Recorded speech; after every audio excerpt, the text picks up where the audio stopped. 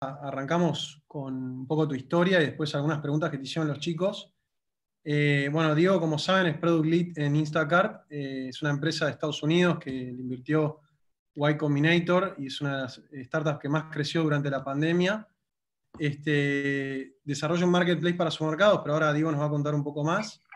Y trabaja en Silicon Valley manejando equipos de tecnología, así que bueno, mejor que él para contarnos la historia de cómo es para trabajar para Silicon Valley, el equipo de desarrollo y todo, no hay, así que por favor no pierdan la oportunidad de conocerlo y hagan todas las preguntas que quieran. Dale. Eh, bueno, Diego, ¿por qué no arrancás presentándote, contando cómo es tu historia, dónde arrancaste y cómo llegaste a donde estás hoy? Bueno, Martín, primero que nada, muchísimas gracias por tenerme acá. La verdad que es un placer poder charlar con todos ustedes. Como mencionaste, yo soy Product Lead en Instacart, que es un marketplace, es el líder en la categoría de supermercados, que es una de las categorías que más está creciendo en Estados Unidos, comida o supermercados, en Estados Unidos y Canadá. En Instacart yo lidero los equipos de producto con un foco en inteligencia artificial. Y ahí las áreas de producto en la que me enfoco es personalización y control de calidad. Después nos podemos meter un poquito en detalle cuál es el scope del rol y dar más contexto ahí. Primero que nada, quería felicitarlos a todos ustedes, digamos, todos los chicos, por la verdad que es una excelente decisión que tomaron al meterse en el mundo de la tecnología. La verdad que la humanidad está atravesando un nivel de cambios impresionante y la tecnología es uno de los grandes pilares de esos cambios. Y la verdad que ser parte de este movimiento van a estar haciendo historia. Así que felicidades. Me imagino que para muchos de ustedes esto es un esfuerzo grande, dado que no es fácil convertirse en un programador y mucho menos en uno de clase mundial. Así que nada, tienen una carrera brillante por delante y esto recién empieza. Lo que yo pensaba hacer hoy, digamos, es, si les parece, hagamos la charla bien interactiva. Me hacen la vida mucho más fácil. Yo la verdad que no le veo las caras a nadie, así que no tengo idea si esto es aburrido, si les sirve, etcétera. Así que cualquier pregunta que me hagan, feliz de interrumpirme. Yo voy a hablar un poquito al principio, un poco de mi carrera en el mundo de la tecnología, cómo empecé. Me hubiera gustado empezar un poco más temprano, pero la verdad que nunca es tarde para empezar. Después me pensaba contar un poco cómo hacemos desarrollo de producto en Instacart y en Silicon Valley en general. Y finalmente contarle un poquito del rol de lo que yo hago y cómo trabajo con programadores o software engineers, eh, como para que ustedes vean un poco la conexión entre lo que yo hago y lo que ustedes van a estar haciendo potencialmente. No sé si les parece bien este plan. Cualquier otra cosa, la verdad que feliz de agregarla o de charlar. Sí, Eh, perfecto. ¿Vos ves las preguntas? sí, están en el Q&A, sí, perfecto. Perfecto, entonces pueden ir haciendo preguntas ahí. Bárbaro, bueno. Excelente. Entonces, para contestar la pregunta, denme un ratito, les cuento un poquito de contexto, así las respuestas hacen sentido. Yo cuento un poquito, yo soy salteño, yo en este momento de hecho estoy en Salta. Me vine para pasar las fiestas con mi familia y me quedé un tiempo más porque con esto de la pandemia estamos todos trabajando en remoto todo este año y entonces lo extendí un poquito más y me quedé en Salta. Yo, digamos, viví y estudié la mayor parte de mi vida en Salta, empecé mi carrera como ingeniero industrial en la Universidad Nacional de Salta, o sea, empecé en un mundo muy alejado y muy diferente de la tecnología. La verdad que la ingeniería industrial me gustó a mí porque me pareció una carrera muy generalista y al final del día a mí me gustaba como atacar cualquier tipo de problemas y eso es algo que una constante que medio que mantuve a lo largo de toda mi carrera. Además, durante mi facultad armé una pequeña empresita de tecnología de evento, iluminación, sonido y demás, que fue un poco también ir explorando distintas ideas, digamos, de empresas y demás, y me gustó mucho, pero la realidad es que yo mi carrera, digamos, en serio, la arranqué una vez que me recibí, empecé mi carrera en el mundo del petróleo, en Tenadis. Fue una experiencia increíble, la verdad, nada que ver con tecnología, digamos. Empecé yendo a lugares como Kazajstán y el Mar del Norte y a pozos petroleros en Comodoro Rivadavia, así que estaba en lugares súper remotos, nada que ver con la tecnología, pero la verdad que fue una experiencia muy buena porque estuve en lugares, digamos, súper desafiantes y me ayudó a crecer un montón habilidades de liderazgo y cómo trabajar en equipo, que la verdad que son útiles en cualquier carrera. Así que Así que así empezó mi carrera, pero la realidad es que lo que pasó fue que yo me di cuenta que el petróleo era un mundo en el cual no me interesaba mucho estar porque sentía que era una industria un poco atrasada, eh, y que solo dependía del precio del petróleo. Entonces la verdad que la innovación era muy lenta ahí, así que decidí como pivotear de industria, y la verdad que me interesaba mucho también venirme al mercado de Estados Unidos. Así que me puse a estudiar, hice un MBA. La verdad que en retrospectiva, la carrera que yo hice, digamos, fue como bastante larga la transición a tecnología, y creo que haciendo la conexión con la posibilidad que les da un lugar como Henry para hacer el pivot, es una inversión mucho más rápida y un retorno mucho más ágil que el que yo hice. Pero bueno, el punto es que la verdad que hacer el pivot de tecnología hay muchas maneras para hacerlo. Así que bueno, la verdad que con el petróleo también me di cuenta que es complicado, digamos, construir soluciones escalables. Y tanto en mi startup, que era tecnología de eventos, como en el petróleo, me di cuenta que es difícil, y me di cuenta que el software es una manera muy importante de cómo escalar soluciones y llegar a muchísimos usuarios, a millones o incluso cientos de millones de usuarios. Entonces eso me llamó la atención de tecnología. Así que, y después la otra cosa que me atrajo mucho el mundo de la tecnología fue que la realidad es que todos los sectores de la economía van a tener un componente impresionante de software, no solo puede ser en la distribución del producto o del servicio, o también en toda la cadena de valor. Hay un artículo muy importante que se lo recomiendo a todos, que lo escribió Mark Andreessen, el founder de Andreessen Horowitz, que se llama Why Software is Eating the World, y habla de cómo, y esto lo escribió un ensayo hace más de 10 años, y lo lees hoy y decís, es impresionante cómo la predicción de Mark es un inversor que invirtió en Facebook, en Google, en muchas de las compañías más icónicas de Silicon Valley. Entonces bueno, haciendo una pausa, me pareció que la tecnología era el futuro y que todas las compañías se van a transformar en tecnología o van a morir. Y también la otra belleza de la tecnología es que te baja mucho las barreras de competencia a nuevos jugadores. Si vos traes algo innovador, digamos, podés competirle a un incumbente, digamos. Por ejemplo, Tesla es fundamentalmente una empresa de software. Podrás decir que es una automotriz, pero la verdad que Tesla es una empresa de software, y es algo que es impresionante. Pasó a ser la automotriz más valiosa del mundo, y ese es solo un ejemplo. Siendo un poquito más concreto en cómo hice el pivot, digamos, en mi carrera, lo que yo hice fue, me vine a Estados Unidos a hacer un MBA. Un MBA es un máster en negocios, y ahí en el mundo del MBA me di cuenta que había muchas oportunidades, pero la verdad que meterme en carreras que no tengan que ver con tecnología no me interesaba. Entonces lo que hice fue especializarme un poquito en Machine Learning, que la verdad que es una tecnología que está creciendo muchísimo. De hecho, ya pasó a ser una tecnología bastante esencial en el mundo de todos los productos acá en Estados Unidos, y está creciendo a nivel global también. Yo nunca fui programador, así que es una diferencia fundamental que tengo con esta audiencia. Pero me estudié, me metí bastante a fondo a nivel técnico. Hice un curso de programación de 3 meses, y después me metí en Machine Learning en muchas clases relativamente avanzadas, y eso me dio una base técnica como para poder entender, digamos, el idioma y la complejidad tecnológica, digamos. Pero yo nunca fui per se un programador, así que en mi caso es más de estar trabajando o sea, todo mi equipo son programadores, yo trabajo con software engineers. Ya les voy a contar un poco cómo hacemos eso.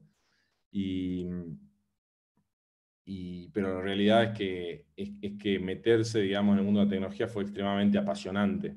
Entonces, una vez que yo me metí en el mundo de Machine Learning, traté de entrar a trabajar acá. Fue muy difícil porque yo venía del petróleo, entonces la verdad es que nadie me daba bolilla.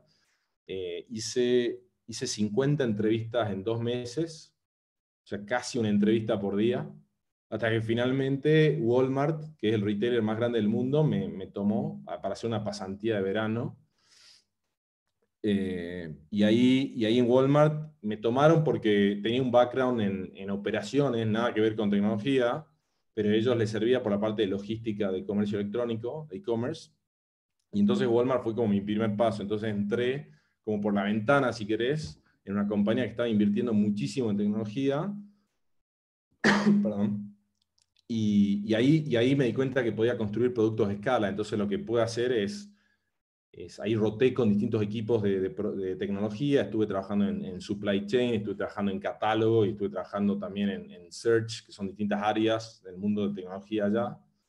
Y después finalmente, después de 4 años en Walmart, me pasé a Instacart, que es la empresa que trabajo actualmente, porque me gustaba trabajar en una empresa más chica y que se moviera mucho más rápido y además que mira la tecnología como un centro de la compañía. Walmart es un retailer, una empresa que tiene casi 60 años y la verdad que tecnología lo veían como una función medio de soporte. Te piden cosas que la hagas, pero el core de la compañía sigue siendo retail y entonces eso es como que me frenaba un poco, sobre todo que ya venía creciendo en Walmart. Y después finalmente me apasionó mucho la industria de supermercados. En Estados Unidos, les cuento un poquito, es una industria de $1 trillón.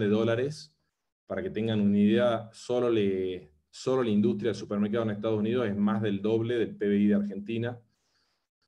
Y solamente un tercio, un 3% de todas las ventas en supermercados son online, o sea que hay una gran oportunidad de digitalizar toda la industria. O sea, volviendo a esta idea de que software is eating the world, eh, digamos, en el comercio electrónico, en online groceries, que es el vertical de supermercados, ahí estamos recién empezando. Voy a hacer una pausita, voy a mirar las preguntas. No sé si hay alguna. Y hay una pregunta que me pareció muy buena, que es, ¿qué tan accesible es Silicon Valley para trabajadores de Latinoamérica según tu punto de vista? Eh, para mí o sea, lo que la tecnología, si vos te hago la comparación con otras carreras, por empezar, si vos sos médico, abogado, cualquier otro tipo de carrera, es extremadamente difícil, casi imposible, entrar al mercado americano o entrar a un mercado de otro país en general, ¿no? ¿Por qué? Porque hay un sistema de credenciales, te piden la universidad, te piden que estés certificado localmente y demás. En el punto de vista de la tecnología, digamos, no importa si estudiaste en Stanford o estudiaste digamos, o aprendiste solo online o aprendiste a través de una comunidad, por ejemplo, Henry, siempre y cuando tengas la calidad necesaria. O sea, lo que miramos acá en Silicon Valley es calidad.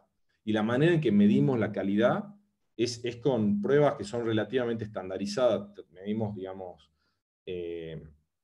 con, digamos, distintas habilidades del punto de vista de la programación. Yo obviamente no estoy en el proceso de entrevistas, excepto en las rondas finales, porque miro, digamos, otros aspectos de cómo son los programadores, pero hay todo un proceso, digamos, de evaluación técnica que se mira.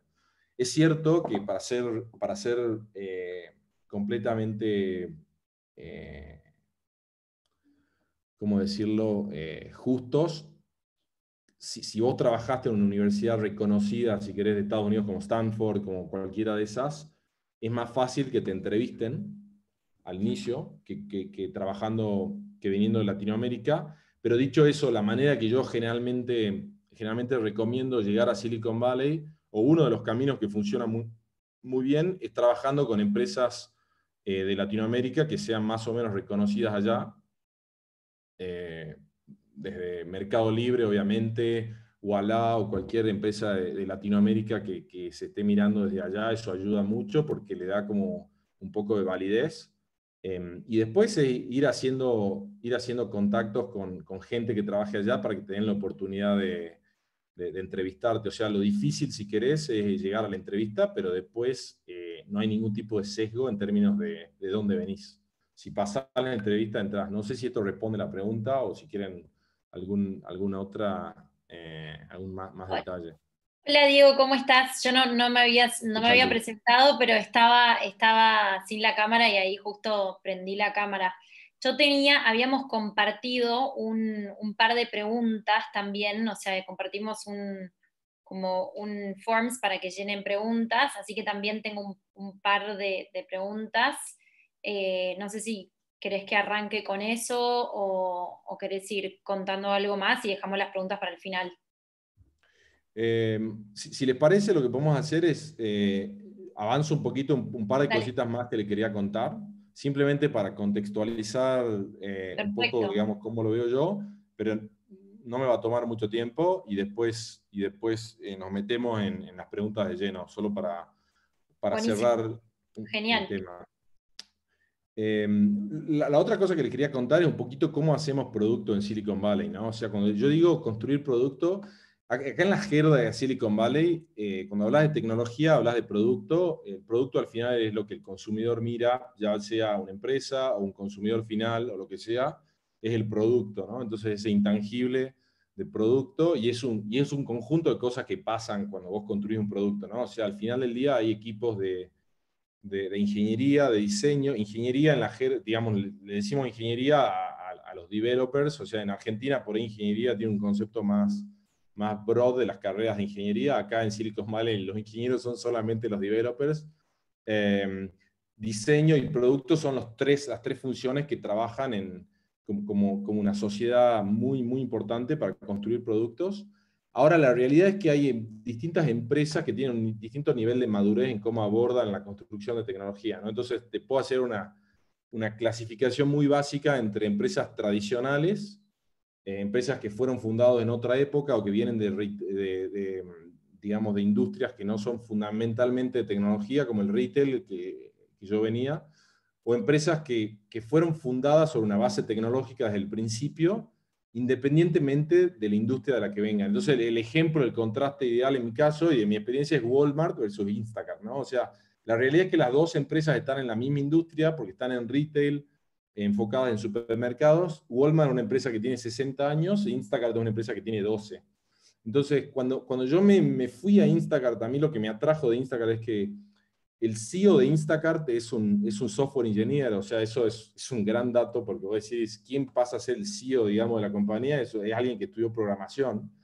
Y el CEO de la compañía es el Chief Product Officer, es decir, el tipo que define el producto, es el que toma todas las decisiones de cómo va a funcionar la app, cómo va a ser la experiencia de usuario, etc. Mientras que en Walmart el CEO es alguien que viene del mundo de merchandising, que se llama, que es los tipos que compran y venden productos y definen qué se vende en cada supermercado. Estas personas no tienen un conocimiento técnico ni de tecnología, y esos son los que toman las decisiones. Entonces, en Walmart versus en Instacart, veían la tecnología, en Walmart la ven como una función de soporte. De hecho, esa fue la razón por la que me fui de Walmart, porque quería ir a un lugar en donde la tecnología sea el centro. Entonces, la realidad es que después cómo trabajamos, producto, que es la función en la que yo trabajo, nos enfocamos en el qué construir y por qué construirlo. Es decir, bueno, cuál va a ser la app que vamos a construir y por qué es importante, cuál es el problema que resuelve para el usuario, mientras que ingeniería o los developers se enfocan en el cómo y en el cuándo, es decir, cuál es la approach para construir algo, cuál es la manera para que esta solución funcione bien y cuándo voy a poder entregar esa solución. Es decir, depende de la complejidad técnica que algo tenga, lo vamos a funcionar. Pero la realidad es que esto no significa que en ingeniería, las soluciones más innovadoras, la verdad que vienen de ingeniería. Y es muy importante que ingeniería participe activamente en la dirección del producto. Entonces, un consejo que les doy desde el día 1 de la carrera, es que no se centren solamente en, ¿viste?, lo que les piden que construyan, una app con estos requirements que funcione de esta manera, sino piensen un poco en el contexto de la compañía, cuál es el usuario que va a usar el producto y qué problema le está resolviendo, y las mejores ideas van a salir de ese proceso digamos, de desarrollo de producto. Así que bueno, y después voy a hacer una pausa, voy a ir a las preguntas ahora porque quería, digamos, darle un poquito de contexto en eso. Buenísimo. Y si querés vamos a las preguntas que me pasaste, o si no, voy leyendo las que Dale. hay Una de acá, no las sé qué preferís.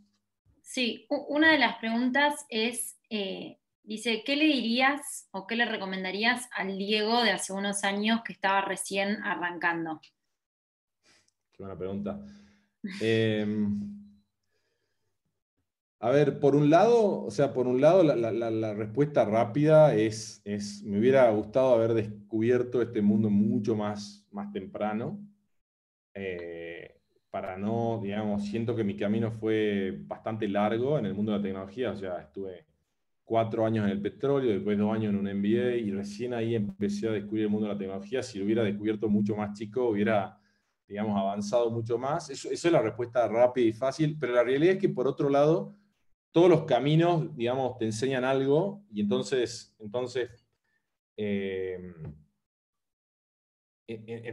la verdad que si hubiera tomado otro camino, por ahí no estaría donde estoy hoy, porque la realidad es que todos los pasos que tomé me fueron enseñando algo.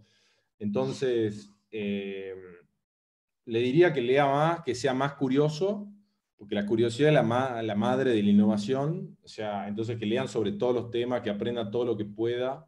Yo siento que me volví mucho más curioso mucho después en mi carrera. O sea, de más chico, ¿viste? Leía lo que me daba la facultad y nada más, no leía sobre otros temas, digamos.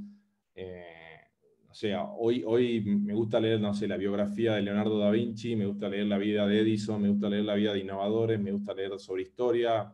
Todos estos temas te ayudan un poco a entender el contexto tecnológico y por qué la tecnología ayuda, y sacan ideas, y la verdad que por ahí ese consejo lo hubiera tenido. Y después el otro consejo es empezar más temprano, pero bueno, ese no sé si aplica. Buenísimo, espectacular. Bárbaro. Después hay otra pregunta que tiene que ver con cómo trabaja el área de tecnología en Instacart y cuál fue tu mayor desafío en este área. Desde metodologías ágiles, imagino que va por ahí. Me encantó la pregunta. La manera en que trabajamos generalmente es, nosotros tenemos, al final del día, nuestro objetivo es crear nuevos productos, ¿no? Entonces, un producto va a resolver un problema, o va a imaginar un mundo nuevo que no funciona hoy, digamos, ¿no? Entonces, la realidad es que tenemos dos maneras diferentes de mirar el proceso. Me quiero meter un poquito en cómo innovamos primero, y después en la parte de ejecución concreta que les puede servir a ustedes. Pero en la parte de innovación nosotros pensamos ya sea en resolver problemas o en crear algo nuevo para el mundo, que son dos maneras diferentes de atacar esto, ¿no? Entonces, resolver un problema significa que se enfoca en un problema que está bien definido, muy claro, y nunca se resuelve por completo, solo se mejora, ¿no?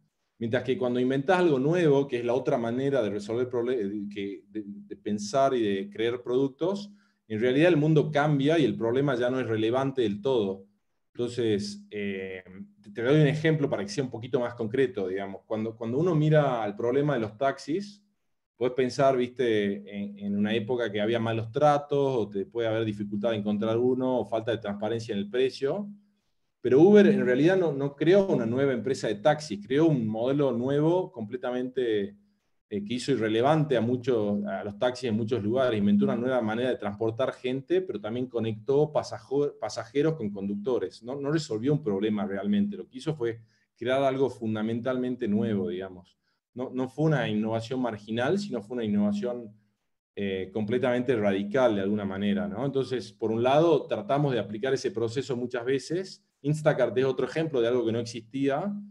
Nos inspiramos en el modelo de Uber para hacer los delivery, porque buscamos gente que sea independiente para hacer los delivery. Es como el modelo de Rappi en Latinoamérica. Mientras que, por otro lado, Uber también resuelve problemas marginalmente. Por ejemplo, descubrió que habían casos de abuso y inseguridad. Y sabiendo que la confianza era un aspecto fundamental, resolvió el problema agregando funciones como ratings de conductores o conductores femeninos y demás. Entonces, digamos, para resumir, tenemos estas dos maneras de innovar. Otra parte central en innovación es que siempre estamos haciendo experimentación continua, es decir, siempre que tenemos un producto que ya está funcionando, tratamos de lanzar un A/B test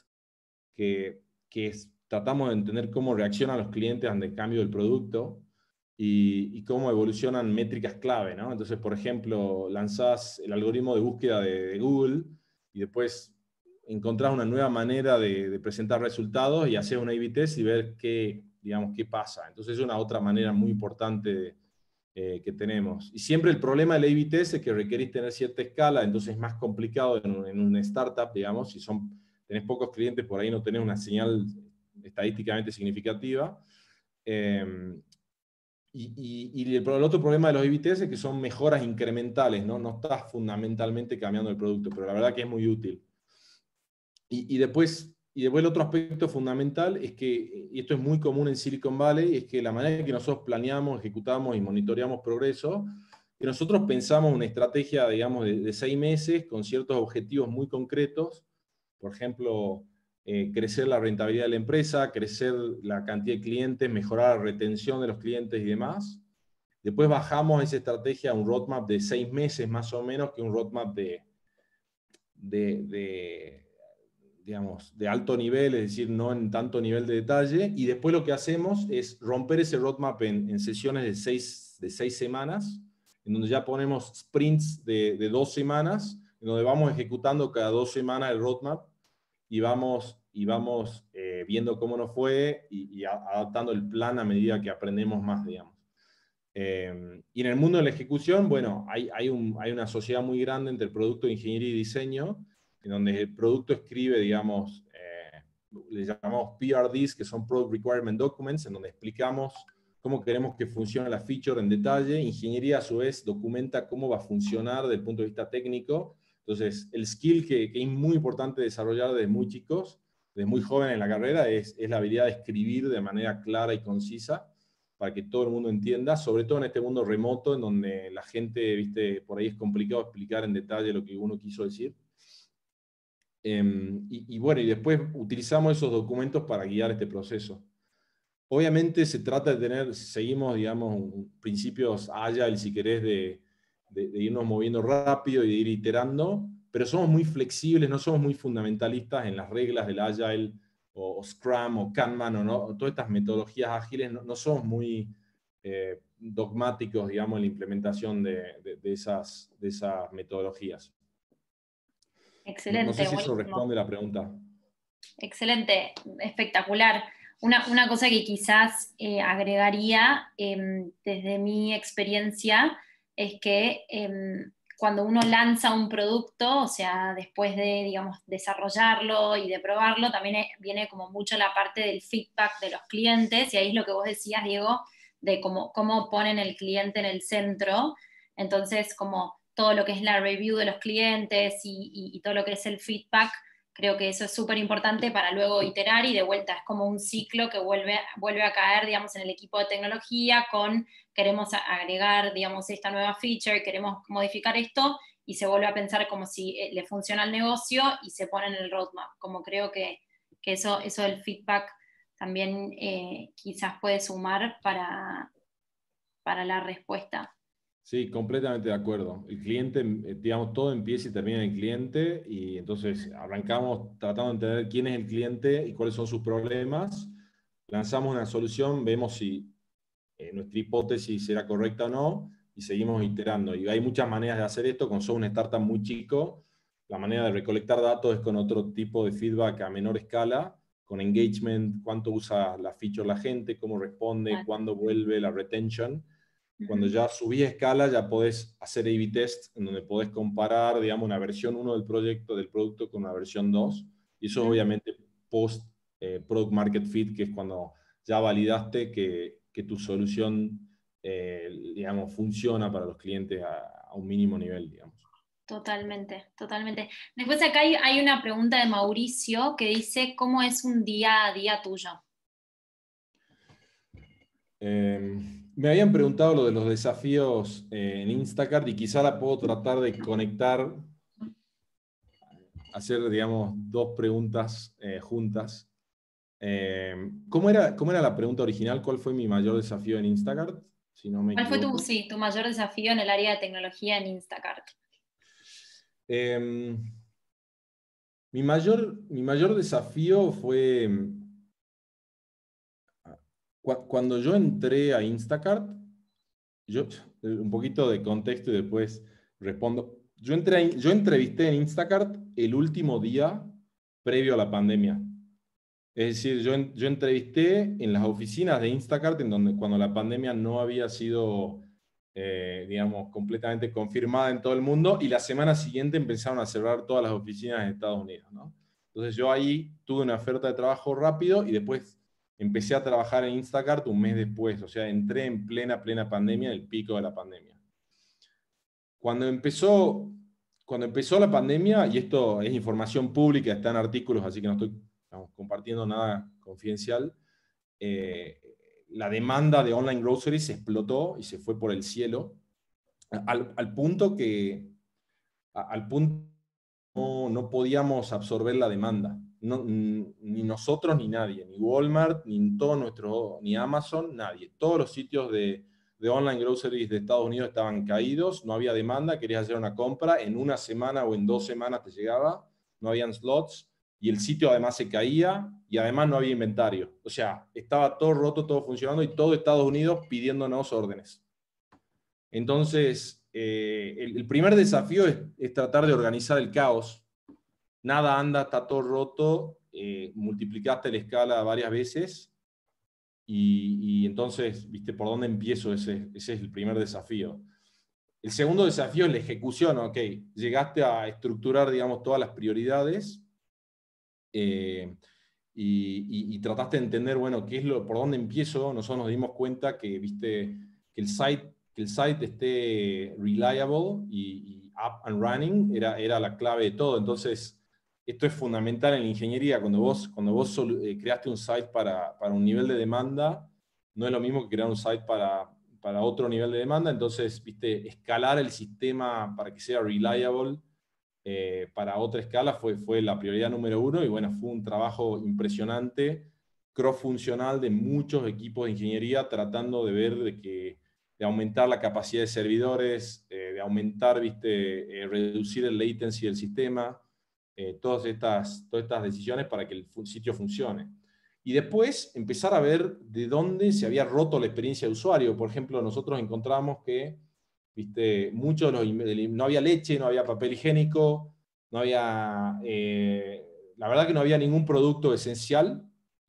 Y entonces, ¿viste? ¿Cómo podemos ayudar a los clientes a explicarle esto? Entonces lanzamos features que ayudaban que tenían en cuenta este problema y ayudaban al cliente. Por ejemplo, lanzamos una feature que vos buscabas papel higiénico, por ejemplo, de cierta marca, y nosotros te damos la opción de comprar cualquier opción de papel higiénico, la que haya.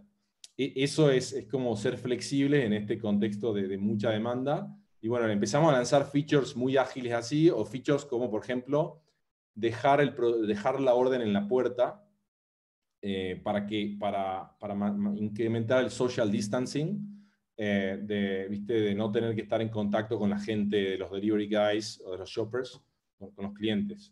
Entonces, ahora conectando un poco, este desafío fue increíble porque no nos daban las horas del día para resolver todos estos problemas, para organizar el caos y para ir.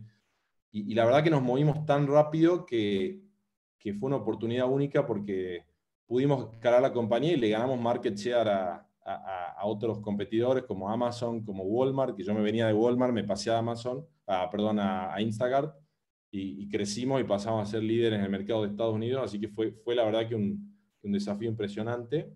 Y Volviendo eso, al día a día.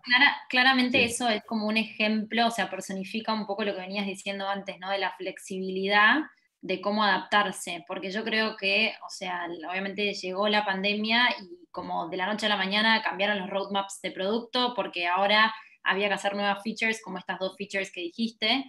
Entonces eso habla también del equipo y la flexibilidad, de la metodología ágil esta que ibas diciendo, que también, la usaban según como lo que les sirve a cada uno. Así que Sí, sí. espectacular. Perfecto el comentario, porque la verdad que tiramos todos los roadmaps a la basura, o lo pusimos en pausa al menos, y empezamos a shipear, ¿viste? Por semana, basado en lo que andaba y lo que no andaba. Y bueno, fue completamente, digamos, on the go y completamente ágil. Así que los roadmaps son una buena guía. Los roadmaps son algo bueno, pero mucho tiene que ver también el feedback del cliente y estar dispuesto a pivotear rápido. Totalmente. Y después, para cerrar, ¿cómo es el día? Digamos que seguimos en mundo de pandemia, solamente que estamos en un mundo más estable. Entonces mi día a día cambió mucho. En ese momento era, ¿viste? Apagar incendios, priorizar, coordinar con equipos, ayudar a los ingenieros a debug problemas y demás. Y ahora sí tengo un poco de más aire para pensar, ¿viste? En 6 meses, 6 semanas, y tratar de. Entonces, lo que yo hago al final es divido mi tiempo entre estrategia, ¿viste? Pensar el futuro del producto, la ejecución y después la ejecución del producto, que es ayudar a trabajar con developers a entender qué estamos tratando de construir, encontrar cómo quieren hacerlo ellos, escuchar a los developers con sus ideas, cómo hacer el producto mejor, y después ir monitoreando el progreso del producto y después lanzando estos A/B tests. Es un poco un resumen así un poco caótico que te estoy dando de un día a día. El summary es que no tengo un día igual que otro, varía muchísimo. Perfecto, buenísimo. Acá hay una pregunta de Benjita que dice: hola Diego, un gusto conocerte y muchas gracias por la oportunidad. Mi pregunta es, si tuvieses que empezar desde cero a programar sabiendo las tecnologías que más se manejan en Silicon Valley, ¿cuáles aprenderías? Qué buena pregunta. La realidad es que creo que varía bastante y me da vergüenza decir que no soy experto en concretamente en qué tecnologías están en boga ahora. Hay ciertas tecnologías que están digamos, muy famosas, Java, React Native y demás, pero la realidad es que mi consejo es que no importa tanto eso. Yo miraría, viste, a las top 50 empresas que te interesa entrar, mirar qué buscan ellos, y tratar de después, primero ser bueno conceptualmente resolviendo problemas y después especializarse en una tecnología en el mundo que te divierta. Yo vi que, o sea, hay una escasez tremenda de iOS developers, hay una escasez tremenda de Android developers también. Eh, pero la realidad es que no tengo ahí, la verdad que no tengo una respuesta táctica que seguramente está buscando, pero sí te puedo decir que yo la verdad que lo que les recomendaría es, el paso 1 post-Henry es ser empleable. Es decir, conseguir tu primer trabajo es el hito más difícil de toda tu carrera, que es lo que me pasó a mí. Yo hice 50 entrevistas para conseguir el primer trabajo. Una vez que entraste al primer trabajo, vas a ir ganando experiencia de qué hay y hacia dónde van las tecnologías, y va a tener mucho mentoreo porque vas a tener un ambiente que te guía. Entonces, enfocarse en ese primer trabajo como un developer real y después ir progresando a lo largo de la carrera. Ojalá que sirva la respuesta. Lamentablemente por ahí no tengo la respuesta exacta que estaba buscando.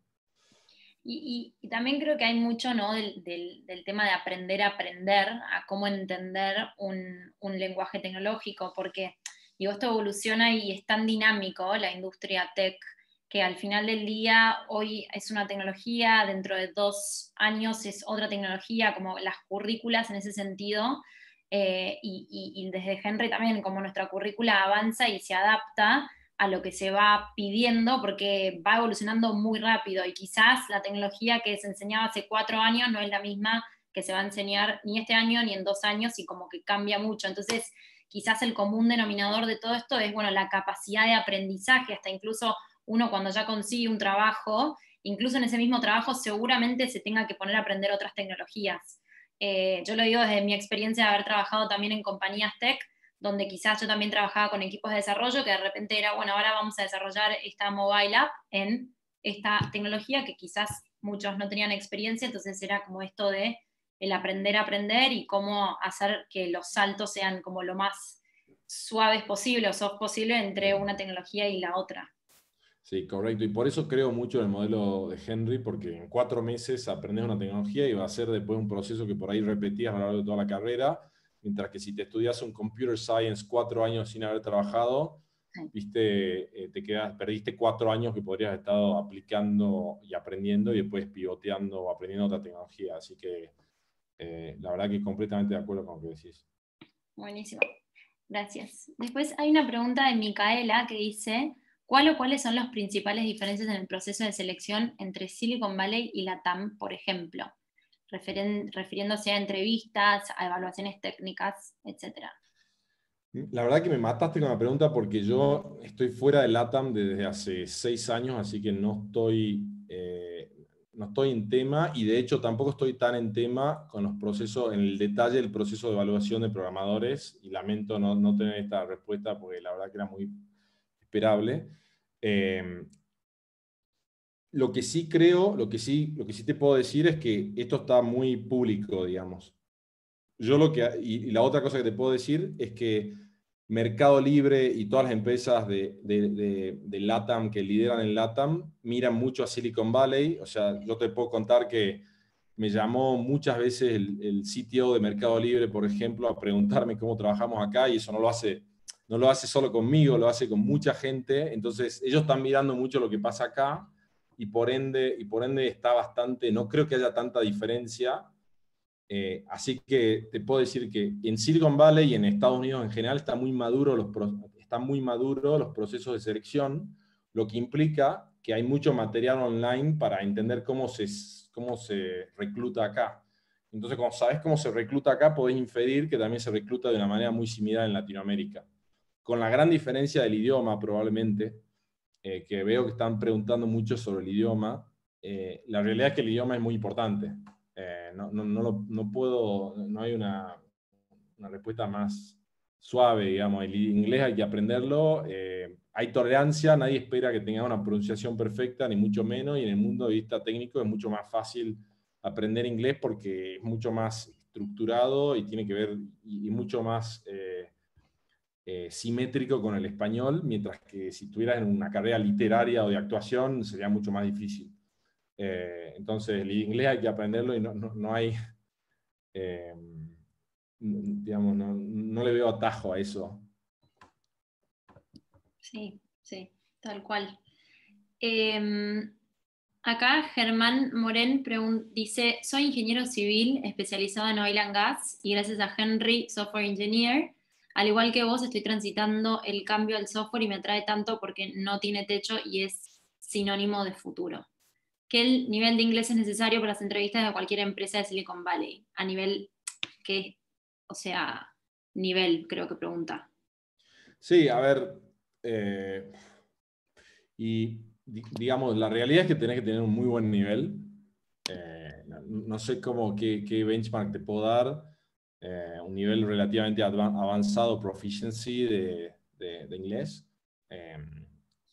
La manera de testear tu nivel de inglés es tratar de entrar a una empresa por ahí de Latinoamérica que trabaje con clientes de allá y ver cómo son las reuniones y tratar de manejarse, pero tenés que saber hablar y escribir muy bien para que todo un equipo te entienda, y por ende el inglés tiene que ser muy avanzado.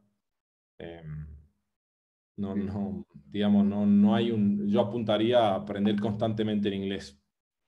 Sí. Después acá Brian pregunta, ¿cuál sentís que es la clave que diferencia emprendimientos y empresas de Silicon Valley frente al resto del mundo? Qué pregunta excelente. No tengo la respuesta, digamos, te puedo dar mi visión, pero no sé si es la respuesta real. Yo te digo mi opinión del tema. Hay una serie, si te tengo que resumir las tres razones, son, te diría, acceso a capital, tamaño de mercado y talento. Y lo de talento, tomalo con asterisco, porque no creo que la gente de Silicon Valley sea más talentosa que el resto del mundo o de Latinoamérica, por ejemplo. Pero ya voy a llegar a qué me refiero con talento específicamente. En acceso a capital, la verdad que Estados Unidos tiene un sistema que fue madurando a lo largo de los años de acceso a capital. Nació el mundo del venture capital, que fue como un spin-off del mundo de private equity. O sea, la gente que invertía en empresas en Wall Street se fueron a California y empezaron a invertir en emprendimientos un poco más riesgosos. Entonces se creó todo este ecosistema de inversores grandes, y después se creó una industria muy madura del acceso al capital, de toda la cadena de valor, desde lo que se llama angel investing, que es, viste, el mínimo capital que necesitas para empezar. Después llega seed, que es capital semilla. Después sigue, viste, serie A, serie B, hasta IPO y demás. Y se creó toda una cadena de valor muy madura, un ecosistema gigante de inversores. Por ejemplo, está Y Combinator, que es uno de los grandes, digamos, productores de startups del mundo, en donde invierte en escala. Entonces, y eso me conecta con el segundo punto, que era tamaño de mercado. Lo que tiene Estados Unidos tiene un PBI de 23 trillones. Entonces, cualquier cosa que lanzás, cualquier nicho mínimo de mercado que vos se te ocurra, viste, tiene un mercado gigante para cualquier estándar global. Entonces vos lanzás, viste, una app de abogados para hacer cualquier cosa y hay un mercado de muchos millones e incluso billones de dólares. Entonces, tamaño de mercado es la segunda razón. Y ahora yendo a talento, lo que pasa con el talento es que por estas dos razones que te acabo de decir, hay un efecto de gravitación grande del mejor talento irse hacia Silicon Valley. Entonces, no es que Silicon Valley produzca el mejor talento, pero sí atrae el mejor talento.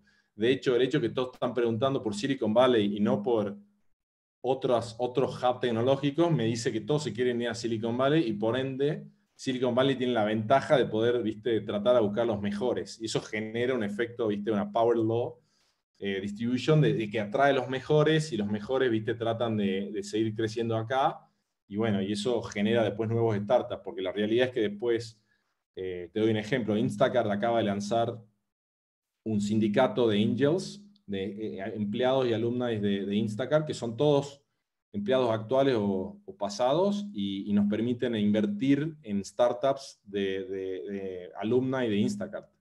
Entonces, viste, hay una cultura emprendedora muy grande entre ya los empleados, que a su vez ya trabajaron juntos acá, y bueno, es todo un ecosistema muy grande que hace seguir creciendo. Es como una network effect que le llaman, ¿viste? Más gente viene acá, más capital viene, más el tamaño del mercado está, y entonces, bueno, todo sigue una bola de nieve positiva. La verdad, igual, sí, seguí. Sí, una pregunta ahí que me surge. Vos que estás cerca de Silicon Valley, ¿cómo pensás que la pandemia, porque yo estuve leyendo mucho, el tema de que la pandemia hizo que quizás, digo, uno ahora pueda trabajar desde su casa y antes quizás es muy caro vivir en Silicon Valley o en San Francisco y en los alrededores? Y entonces, ¿cómo pensás que la pandemia afecta a esto? O sea, que uno va a poder como hacerse fuera de Silicon Valley. ¿Vos le ves algo agregado a estar ahí físicamente? ¿Cuál es tu visión? A ver, en Silicon Valley la mayoría de las empresas son muy puristas del mundo presencial, y esa cultura nace de los venture capitalists, los inversores que quieren tener a los CEOs ahí. Entonces, la razón por la que la gente se va a Silicon Valley es porque los CEOs de las empresas, los founders de las empresas, quieren tener FaceTime con los inversores, digamos, de ahí nace todo. El primer punto es ese, ¿no? El segundo punto es que después los founding teams, o sea, los equipos chicos cuando nacen, trabajan de una manera mucho más ágil presencialmente inicialmente, pero la realidad es que la pandemia fue una función impresionante de obligar a todos a trabajar, viste, remotamente. Entonces, yo lo que le veo, digamos, te doy un ejemplo. En Instacart es una empresa pura y dura de Silicon Valley, ¿viste? Los inversores son Y Combinator, igual que Henry, que también viene de Y Combinator. Después Sequoia, Andreessen Horowitz, GGV Capital, digamos, los mejores inversores del mundo están en Instacart, con lo que implica que la cultura es muy, ¿viste?, de presencial, de estar acá, de venirte a Silicon Valley y de trabajar en persona. Dicho eso, ahora con la pandemia se demostró que podemos trabajar y crecer, ¿viste?, en remoto, y entonces eso genera una flexibilidad increíble para digamos, un trabajo mucho más distribuido. Es cierto que, y especialmente para programadores y software engineers en general, en mi caso puntual, yo personalmente, y esto es mi preferencia, yo prefiero estar en persona. Yo veo un modelo híbrido, digamos, estar, viste, una semana, venir semana de por medio a la oficina o manejarse así, pero sí creo que va a ser una gran componente de la fuerza laboral, va a ser remota pura, 100% remota. Con lo cual es el mejor momento de la historia hasta ahora de empezar a ser programador. Sí, Yo, mira, les cuento una historia, volviendo al consejo, de hecho, tengo 3 hermanos más chicos, uno se vino a Estados Unidos a estudiar, siguiendo un paso muy similar al mío, y los otros 2 se acaban de recibir de Ingeniería Industrial y Administrador de Empresas, y los 2 están pivoteando a programación, van a empezar la carrera de programación, full time, porque está pasando.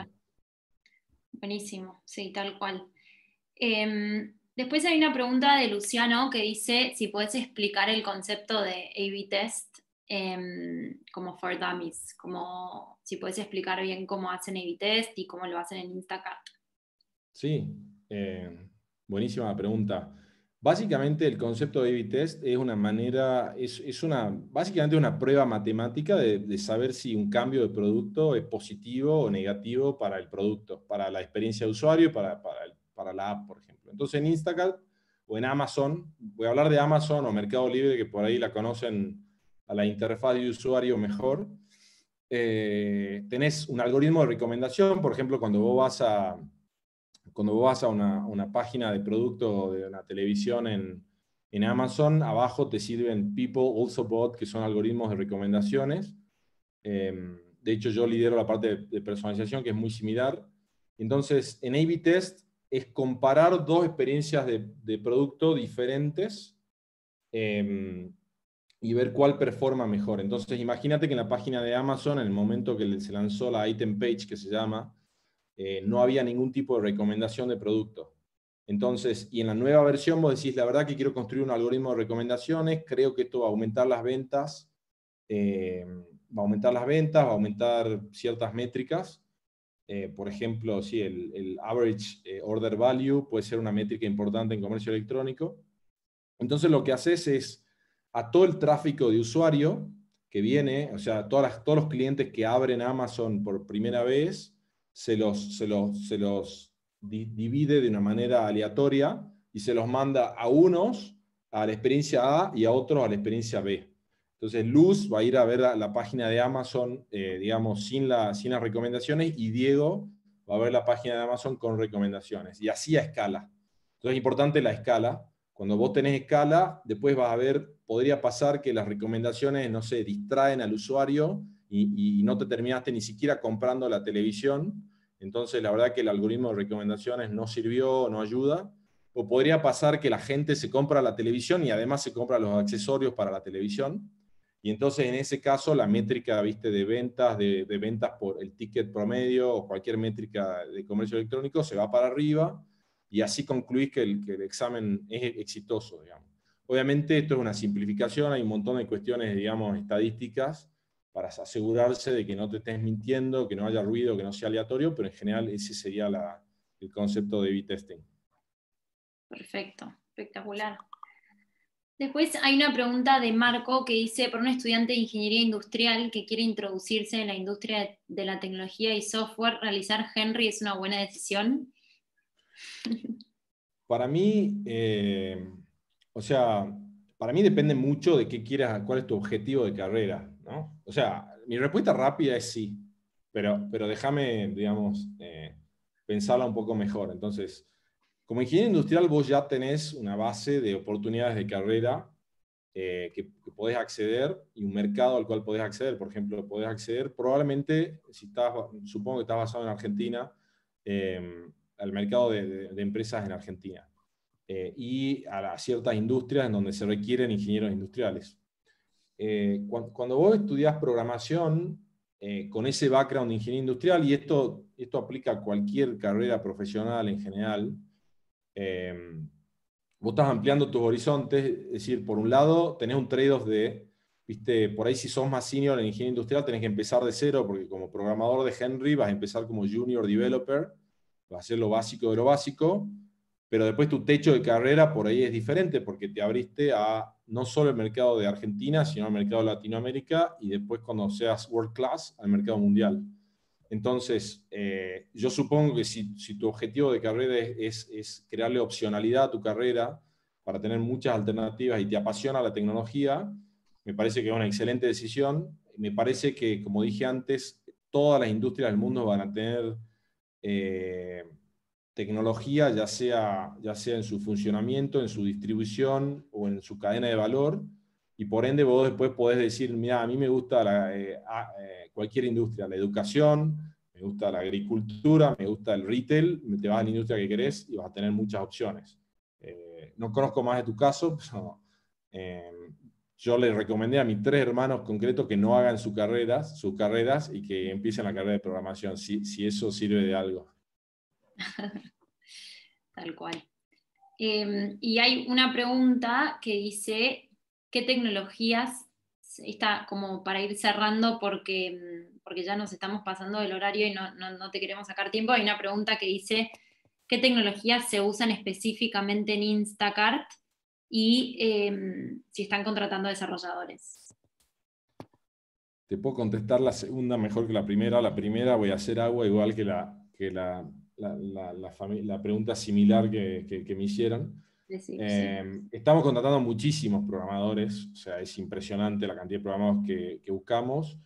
Lamentablemente Instacart es una empresa que por la etapa y madurez de compañía no formamos desarrolladores. En general buscamos gente que tenga mucha, como Instacart está en mucho crecimiento, hay mucho talento que se quiere venir a Instacart, y estamos contratando gente, ¿viste?, que tiene cierta experiencia de carrera en empresas que ya trabajan acá en Silicon Valley. Dicho eso, Instacart, digamos, va a seguir creciendo y le va a interesar seguir digamos, contratando más y más gente. Pero en este momento buscamos como gente bastante senior, lo cual ojalá cambie pronto. Entonces, para mí, empezar ayuda mucho. Empezar, no importa qué tan chica sea la empresa, puede ser una software factory local, puede ser un emprendimiento, digamos, regional, no importa. Vas armando un portfolio, una experiencia, y vas a ir, digamos, cambiando de empresa y aprendiendo, y esto te va a abrir oportunidades hasta que en algún momento puedes dar el salto a otras opciones más globales. Pero la realidad es que se aprende haciendo. Espectacular, buenísimo.